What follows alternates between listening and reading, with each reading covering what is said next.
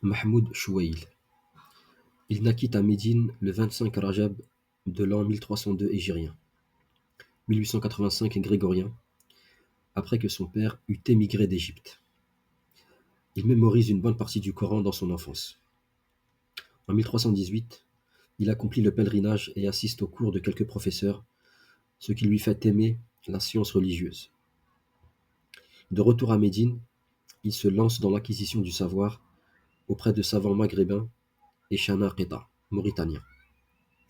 Il fait aussi la connaissance du cheikh soufi marocain Mohammed ibn Abdelkabir al-Kattani, qui est en visite dans la ville prophétique.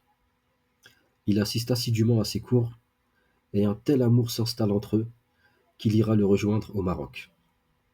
En 1320, il se lie au savant Falih ibn Muhammad al-Zahiri. Il sera très proche de lui. Il l'accompagne en Égypte et en particulier à Alexandrie. Laissons Mahmoud Chouail nous raconter la suite, qui se trouve dans le certificat d'aptitude Ijaza qu'il a remis à son élève Sulayman as-Sani', décédé en 1389 de l'Hégire. Il écrit: Puis je l'ai quitté, c'est-à-dire Falih al-Zahiri. Puis je l'ai quitté pour rejoindre l'extrême Maghreb en passant par Tripoli, puis la Tunisie, où j'ai rencontré ces savants dans la grande mosquée Az-Zaytouna. Mais je n'ai rien pris d'eux, car je n'en ai vu aucun se préoccuper de la science du Athar, si ce n'est une lecture de recherche de bénédiction du type de celle des imitateurs aveugles qui lisent le hadith sans le mettre en pratique. C'est alors que je me suis dirigé vers l'extrême Maghreb. Je suis resté 4 ans dans sa première capitale, Fès, où je m'abreuvais de la science du Athar.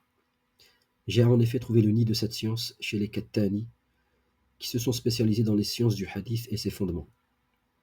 Sauf que le soufisme était chez eux prédominant, de même que la doctrine de Wahdat al-Wujud, l'unicité de l'existence, la célèbre voie des Ittihadi, les adeptes de cette doctrine.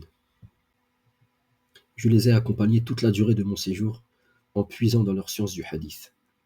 J'ai lu auprès du Sayyid Abdel Kabir les livres Sahih et les Sunan, dont il était connaisseur, si ce n'est que chez lui, le soufisme prédominait plus que chez ses 2 enfants, Mohammed et Abdelhaï, même si son fils aîné Mohammed avait adopté une voie soufie qui lui était propre, par laquelle il évoluait sur le même terrain tyrannique que celui de la confrérie Tijani, fondée sur l'esclavagisme de ses aspirants, parce que Satan a inspiré à son cheikh Ahmad Tijani.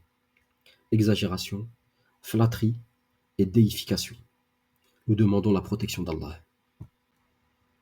Je me suis certes abreuvé des bassins de cette confrérie Kattani, dans laquelle je me suis distingué le temps de mon séjour à Fès, jusqu'à ce qu'Allah me destine le retour. Et quand je suis arrivé à Tanger, le grand port du Maghreb, Allah a mis à ma disposition un savant de guidé, un imam de Sunna, appelé le Sayyid Abdallah as-Sanoussi. Il habitait au pied du mont Anjara, en dehors de Tanger. Je suis allé à sa rencontre pour discuter du soufisme et ses mérites. Allah, exalté soit-il, m'a alors attiré vers sa religion authentique par son intermédiaire. En effet, j'ai découvert un savant sunni, un muhaddith salafi. Il m'a ensuite remis parmi les livres des 2 cheikhs, Ibn Taymiyyah et Ibn al-Qayyim, Iqtida al-Sirat al-Mustaqim, Mujanabat Ashab al-Jahim et Al-Jawab al-Kafi, dans lesquels j'ai trouvé la vérité. J'y ai donc adhéré. À Allah reviennent les louanges et de lui proviennent les bienfaits. Puis je me suis consacré à lire et parcourir les livres des 2 cheikhs et imams, Ibn Taymiyyah et Ibn al-Qayyim. J'ai suivi leur étude et ce qu'Allah leur a accordé comme bienfait en matière de savoir authentique et de religion pure. Je me suis imprégné de la véritable croyance, mettant en pratique dans tous mes états le livre et la sunna, et ce qu'Allah m'en a inspiré, sans copier une personne quelconque ou une voie particulière, si ce n'est le prophète, qu'Allah le couvre d'éloges.